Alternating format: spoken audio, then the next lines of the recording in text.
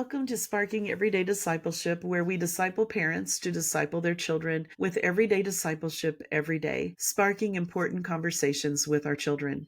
I'm your host, Terrie Hellard-Brown, and we're so glad you've decided to spend some time with us today.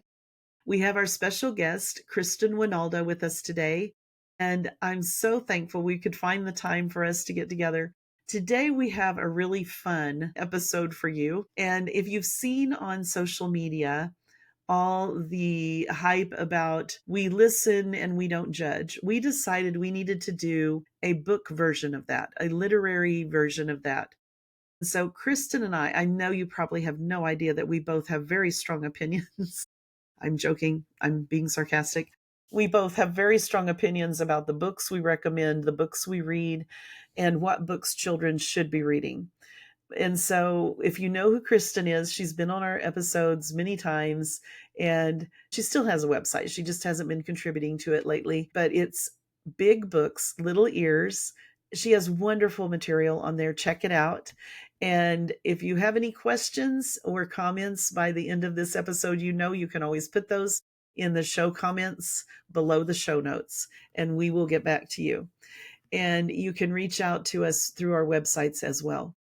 We have shared some of our maybe unpopular opinions about some different books and different ideas having to do with reading and literature. So listen to this episode. Let us know what you think. And so let's jump in and join the conversation. Hi, we're so glad you joined us today. Today we have Kristin Wynalda with us. It's been a while since we've had her on because I've been so crazy busy and she has too, but we're so glad to have you back. Kristin, thank you for being here. Thanks for having me. I'm so excited to talk about some books. Yes. And we were talking about the trend that is we listen and we don't judge. We don't have to say that every time, do we?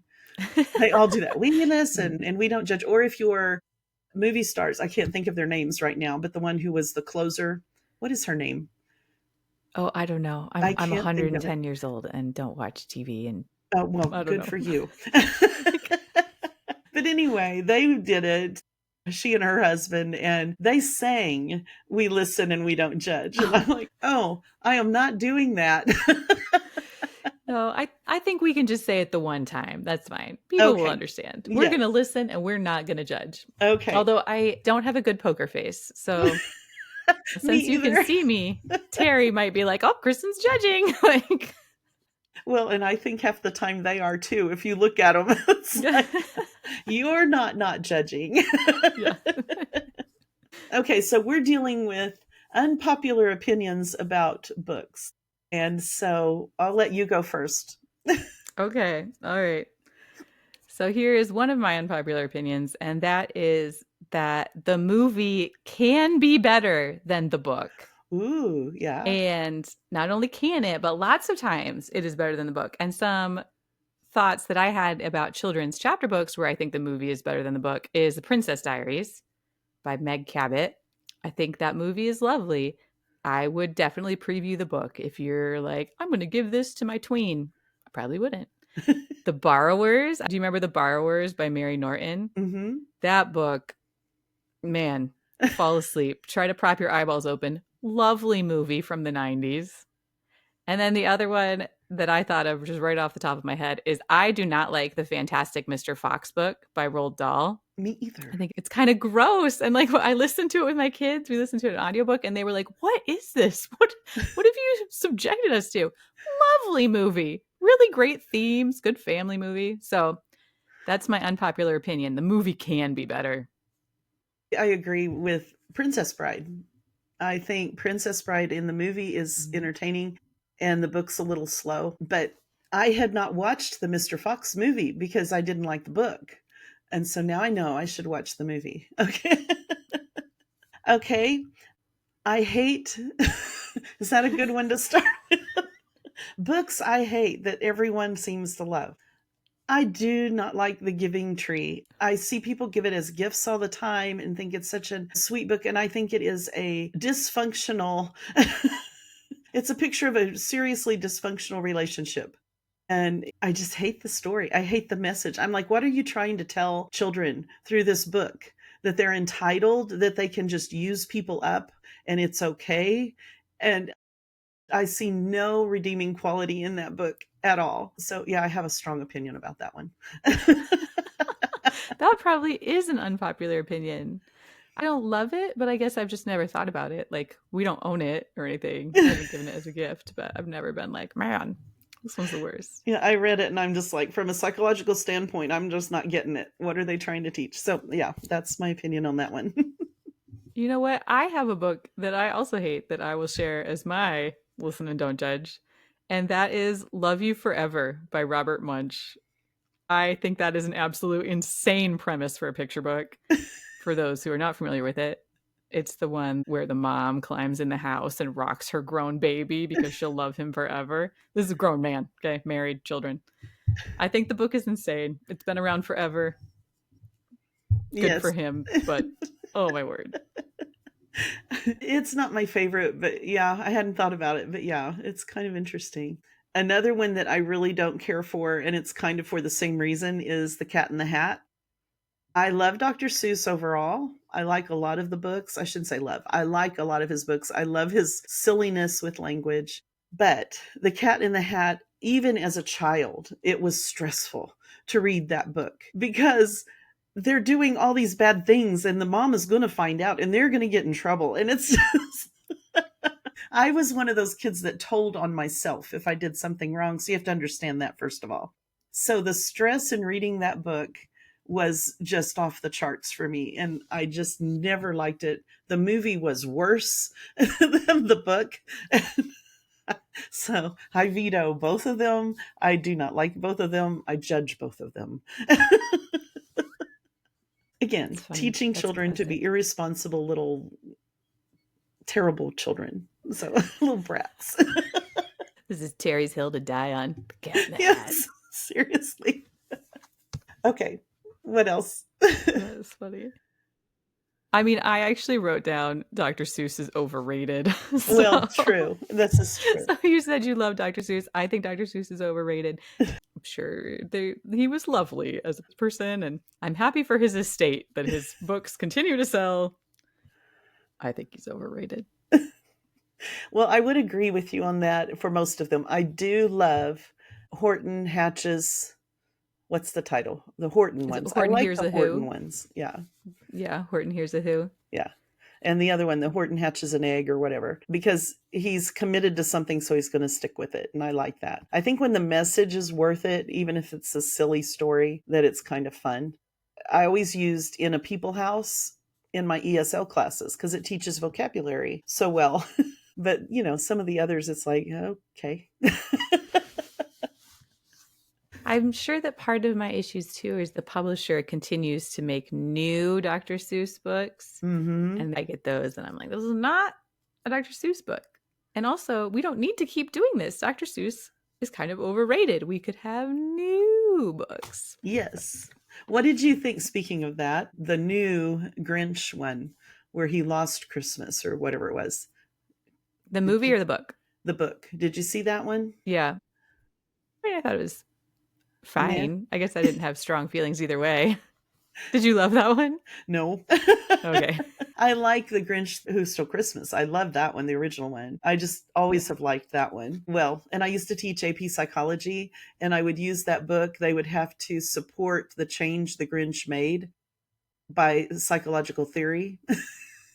So, you know, I always bring picture books into my classes whenever I can. And so we would do that one. And we would also analyze the story of Rudolph and the family dynamic and the dysfunction of that one. AP psychology was a fun class. Yeah, that's super fun. But I just thought, why are we doing one where he loses Christmas? I just was disappointed. But it's an okay book. They did it because of the money. They wanted more money. Of course. And they were like, you know what'll sell?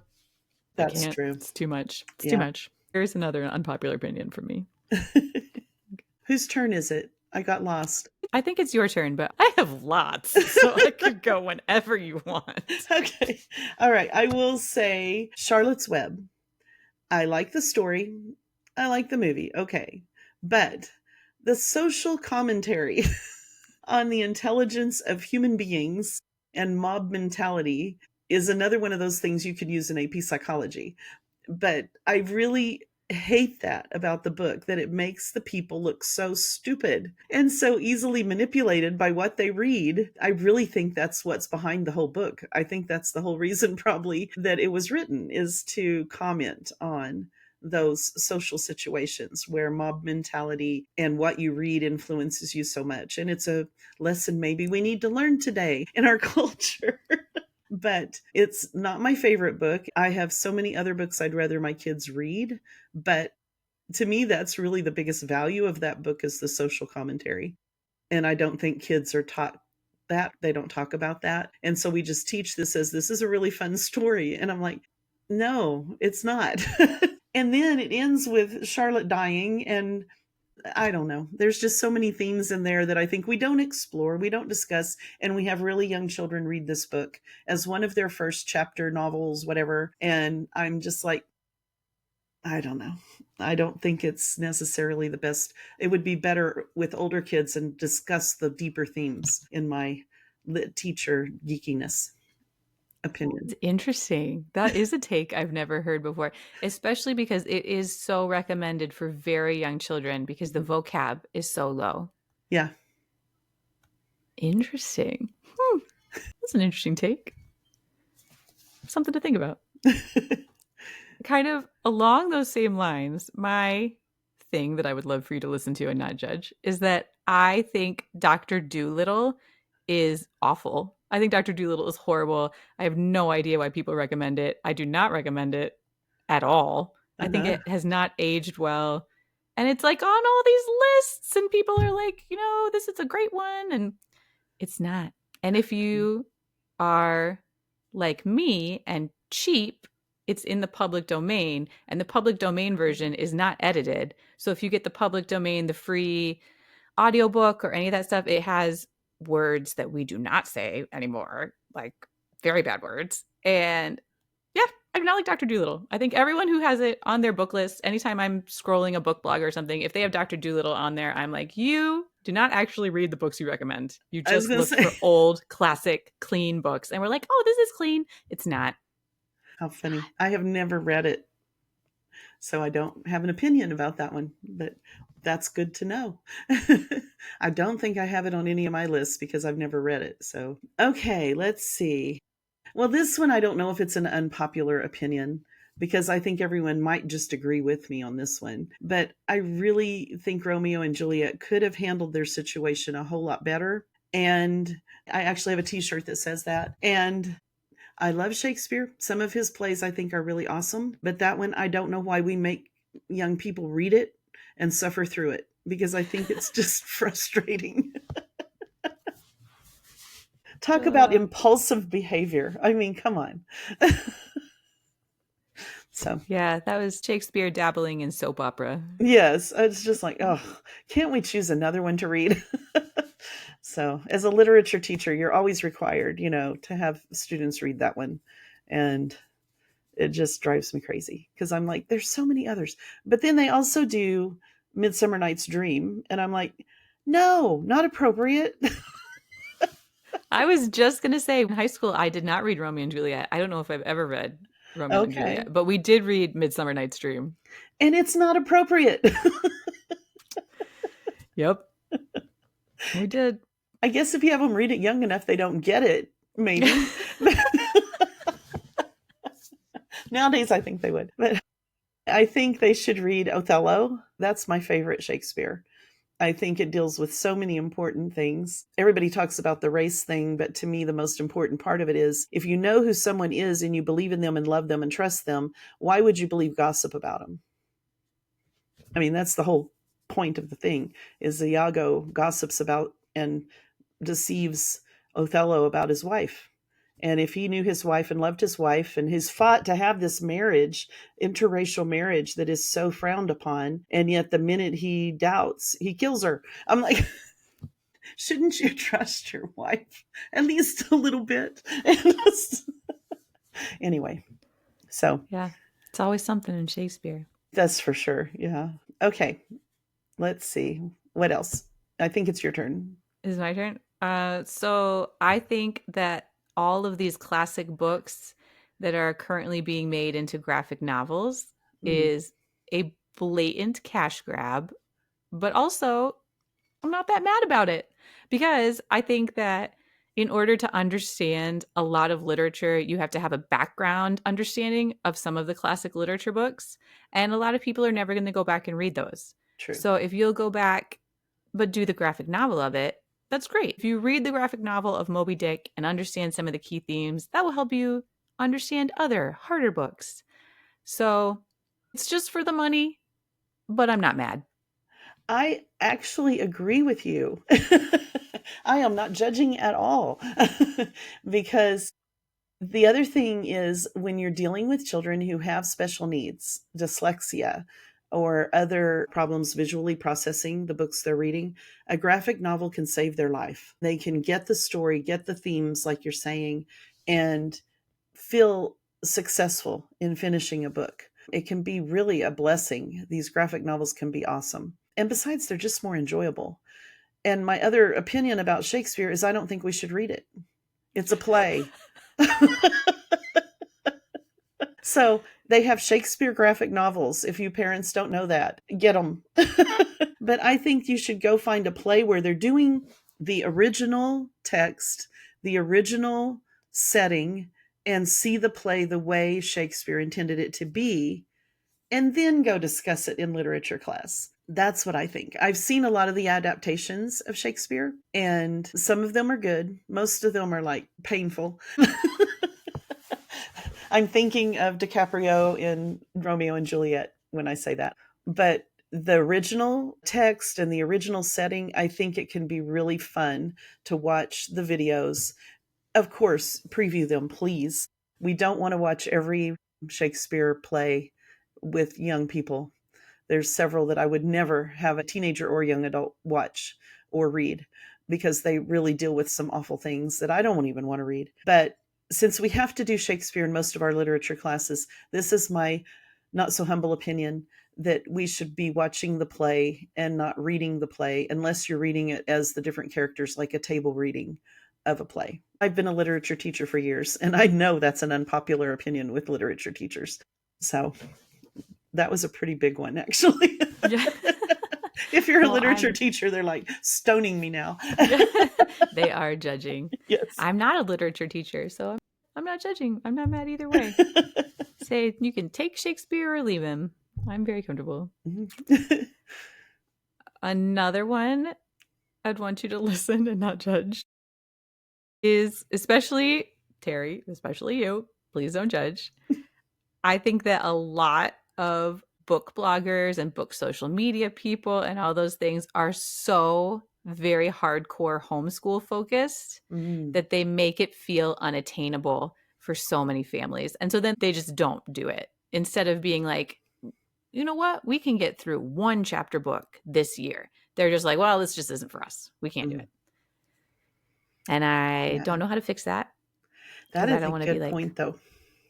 I think you make a very good point. I've been thinking a little bit about that myself because I do talk to a lot of homeschoolers and I go to a lot of homeschool conventions. So a lot of my focus is that way. And I've tried lately to really say, even if you're not homeschooling, what if you did this? Because we get caught up in that, and that's a shame. It shouldn't be that way. And one of my favorite podcasters, actually, I read her blog more than anything, is the Read Aloud Revival. Well, she's a homeschool mom, but she has some really valuable stuff to say if you take it just as a parent who's not homeschooling and what could I learn or to help my child to learn. It's got some good advice on her program and on her blog. But if you're not a homeschooler, you'd probably never look because that's her focus. It's so vital that we encourage families to read together. So good point. I think it's a huge one. You should shout that one a little louder. You don't have to be a homeschool family to have a literary life. It just looks different. That's right. If you didn't know that, it just looks different. We do a lot of audiobooks in our home. We get through a lot fewer books in our home than homeschool families, but that's okay. We still have a literary life. That's right. Amen. Amen. And No I judgment. gave some parents some advice from you at my most recent homeschool convention too. I'm like, have you heard of Kristin Wynalda? Well, she Yeah. always says. And I gave them some advice. So they were like, I'll try that. Thank you. So Oh, you're good. becoming famous whether you know it or not. I hope it helps them. I truly do. Okay, let's see. I wrote a whole paragraph here. Okay, this is not about a specific book, and this is definitely an unpopular opinion.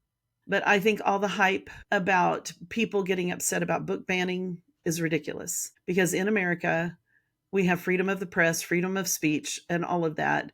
And if someone bans a book, most of the time, now I know that's not always the case, but most of the posts I've looked at, the arguments, first of all, are so illogical on both sides. But most of what I'm seeing are specific schools, maybe they're Christian schools or charter schools, and they're choosing not to have certain books in their library. I think that is absolutely fine. You are a private school, private organization, you've got parents on your committees who are making these decisions. I think that's their right to do that as parents, as leaders in their own little school. However, public libraries, I don't get it. A public library is public, it's what it is. You're going to have everything in there. You need to be wise as a mom, like you've talked about when you go to the library with your kids, how to navigate that. We need to have some brains, we need to have some wisdom, but I don't think there should be book bannings in public libraries because we're America. But I think all the posts I've seen on social media have been teachers and other writers and different ones upset with parents choosing to ban certain books from their own children. That's what I've seen the majority of. And I'm like, people, that is, first of all, not book banning, that's parenting. And I just think it's ridiculous. They're making it all this big uproar. I was in a group I actually quit because I couldn't stand it anymore. They have little fits about schools and private organizations and parents choosing to limit what their children read. And they just don't think that should happen. And I'm sorry. If we're parents, we have a responsibility to choose what our children read and to edit that, to say no to certain things. And they want our kids to read things that I would consider pornographic or just inappropriate. I just don't understand why they have such an agenda, especially these writers who are supposed to be writing for children, who are pushing agendas that are just so inappropriate. And that really, really bothers me. So, I mean, I don't even care if people judge me about this one. I just get so upset that there are people out there who don't want parents to parent. And that's what your whole platform has always been. Parents need to parent. We need to guide our children to read more, but also be aware of what they're reading. I think that's a good place to be. So that's a really strong opinion I have. But I do Wow. think public libraries should be public libraries. And you should know that that section over there, you don't want to take your 2-year-old over there, or what. We just should be wise. Yeah, I agree with that.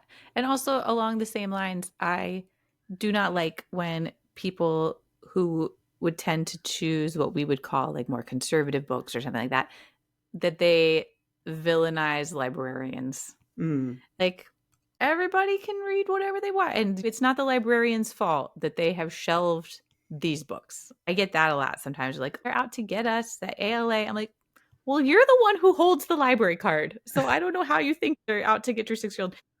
It's not to say that there aren't awful books sitting in your library, because there probably are. But it's not all librarians' fault. no. And the fact that some of these books get published, maybe they don't have anything sexual or offensive in them. They're just bad. They just aren't written well. And I had one friend post a blog about, when did we start telling kids what to think? Instead of letting them uncover truth and uncover things in the stories, it's all just in your face.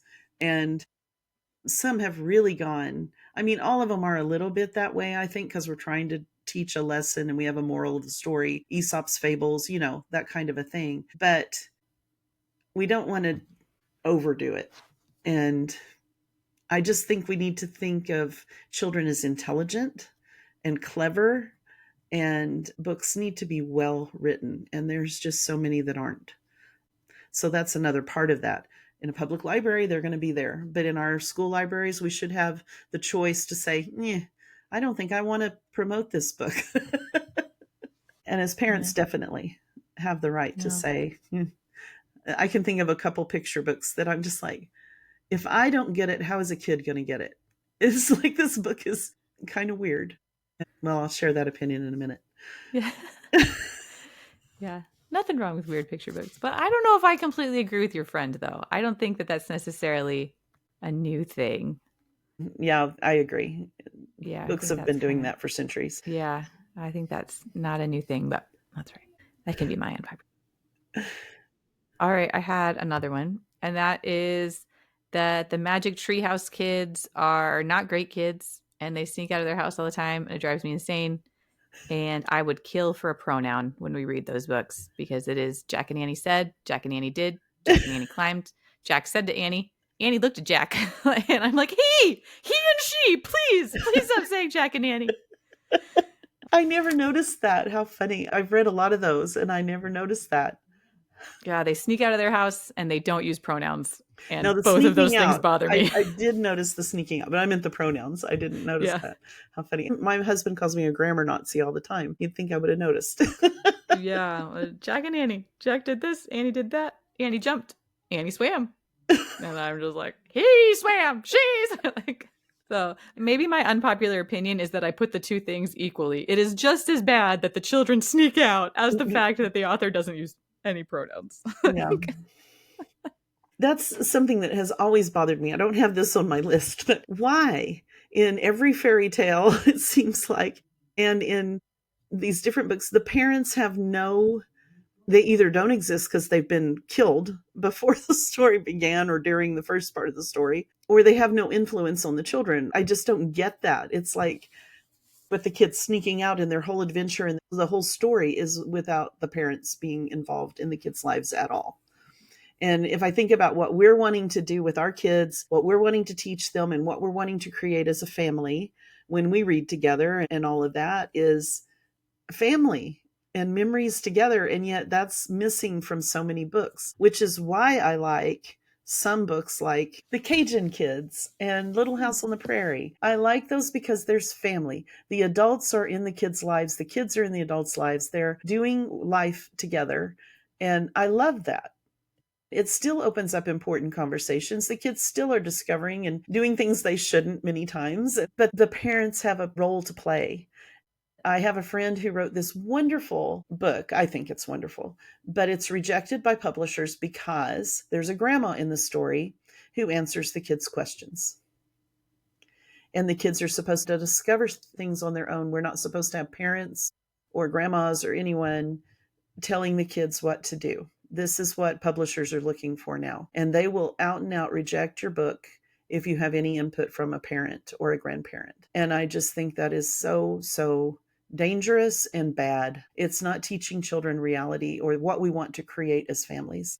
So again, they can judge me if they want, but I think parents should be aware of that. I don't know that parents know that. If you're not trying to get a book published, you may not know that. But seriously, my book that I have coming out, I published independently because I wanted the mom to answer her questions. When Izzy asks the mom a question, I want the mom to answer it, even though Izzy discovers what forgiveness really means and that she actually needs forgiven with her attitude. She comes to that conclusion herself, but her mom is there. They're having an important conversation. I think that's important. And I could have never gotten this book published traditionally because of that. And I knew it, and I wasn't willing to change that. So that's why I went independent. Yes, I have strong opinions. I have little soapboxes I will stand on and shout. Okay, what's your next one? Okay, I actually only have one more that I wrote down. Okay. I could probably come up with more if we need to. And that is that the publishing industry relies on the same authors and gives them all the contracts every year. And instead of doing that, they should be picking the best books. Mm-hmm. And I was reading something not too long ago that was talking about all the books being released in 2026, because that's how far ahead they are, all the books in 2026. And there are, from this large publishing house, going to be 3 debut authors amongst the hundreds of new picture books coming out. And I was like, you got to be kidding me. Like, there's no way. What a miracle. All your authors you were already working with wrote the best books for 2026. So, Mm-hmm. yeah, I don't love that. My other pet peeve about that kind of along those lines is that if you are a movie star or famous in some way, you can get a children's book published much easier, very quickly by a publisher because of the money. People are going to buy it because it's a famous person who wrote it, like Jennifer Aniston has some picture books out now and some others. And some of them are good. I will say that. When I first started reading famous people's picture books, I was like, this wasn't even edited, was it? But I will say there are some that have come out that are just really cute and clever, and they've done a good job. But I think it blocks the way for new writers to come up who really have some good things to say. Sometimes I assume it does, just because you don't see them. You don't see the new writers, and you keep seeing famous people and the same old writers, like you're saying. And yeah, that's frustrating. It's frustrating from a writer's standpoint as well. I had one more. It's not a huge one, but Alexander and the Terrible, Horrible, No Good, Very Bad Day, which is a classic picture book from a while back. You either love it or hate it, from what I've seen. And a lot of people really hate it because they say it's negative and all of this. The reason I didn't like it, I do like it in some ways. I like it in a lot of ways because I think a kid should be able to say, I'm having a bad day. And that be okay, because we all do.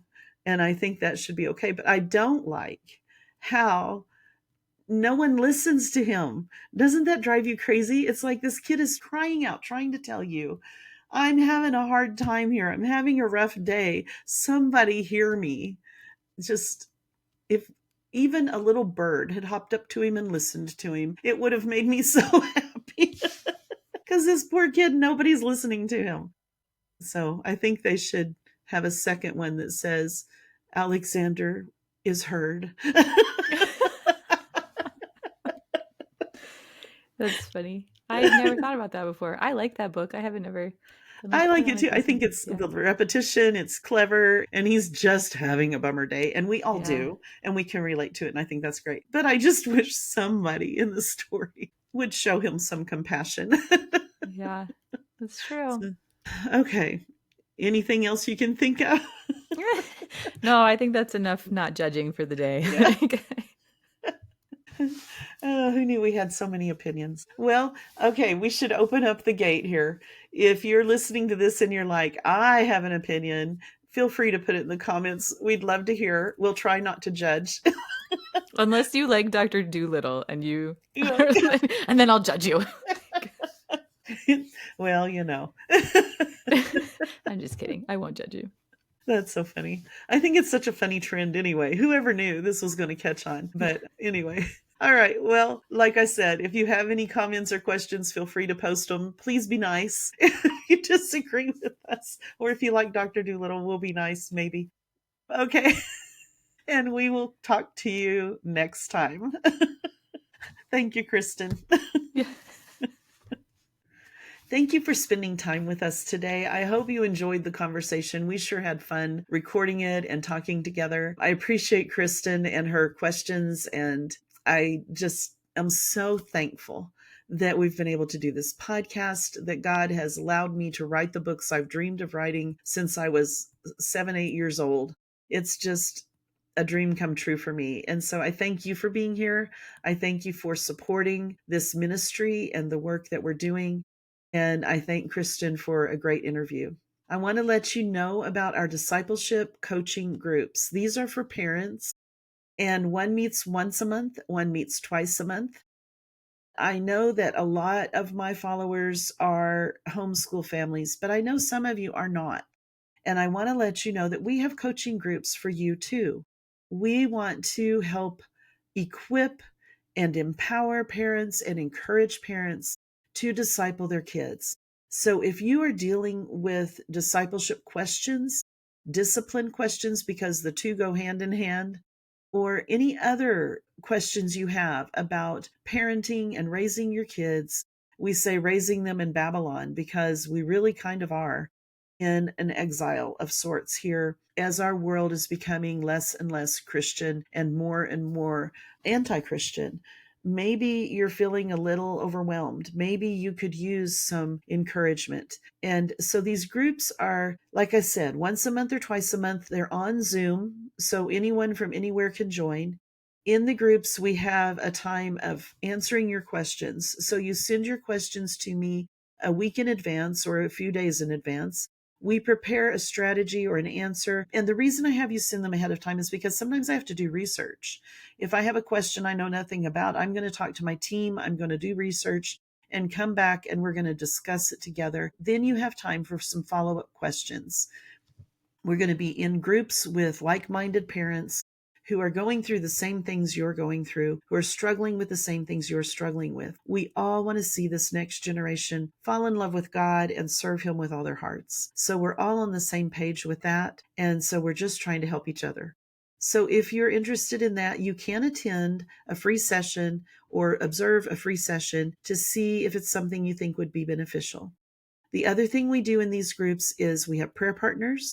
So if you're in the middle of the week and something's come up and we aren't having a meeting for another week or two, you can email or text your prayer partner and be sure that you're praying together for each other and encouraging each other that way.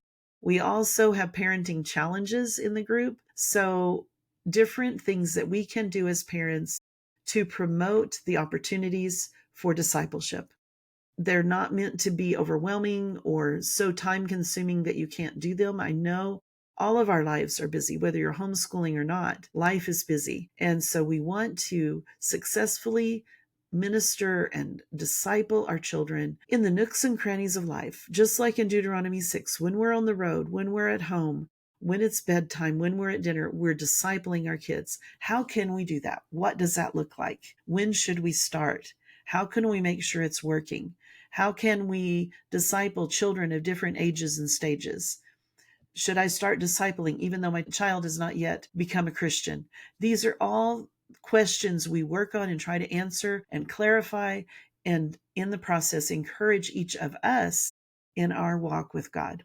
So I want to let you know those groups are available. You can go to my website and sign up, or if you just have a question, post a question in the comments or email me through the contact on my website. And my website is terriehellard-brown.com. You can pretty much find everything there and link from there for anything else. There are videos on YouTube you can watch about discipleship as well. We have a private group in Facebook that you can join called Everyday Discipleship Every Day. Doesn't cost a thing, and you can ask questions there as well. But if you want that personalized opportunity to meet in a group and have that support that you may be lacking, I highly encourage you to check out our coaching groups. I will have the links in the show notes so you can easily find that and connect there. And of course, as always, most of all, we pray you feel empowered, equipped, and encouraged to walk by faith and to embrace everyday discipleship every day with the people in your life.